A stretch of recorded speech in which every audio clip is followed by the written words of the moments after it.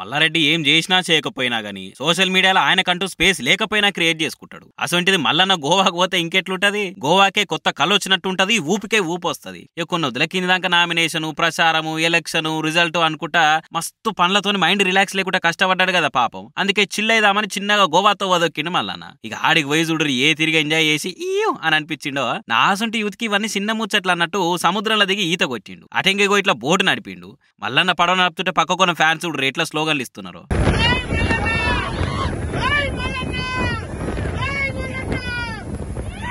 అలా ఊపు చూస్తుంటే పాలకూర పప్పు, మల్లన్న నిప్పు, మస్తుగుంటది రాగి జావా, మల్లన్న వచ్చిండు గోవా అని కూడా రైమింగ్లతోనే చెప్పేటట్టున్నారు. కానీ ఇక ఈడితోనే ఆకుండా అగో పారాచూట్ల కూడా ఎగిరి ఎంత సంబరపడుతున్నాడో చూడురి.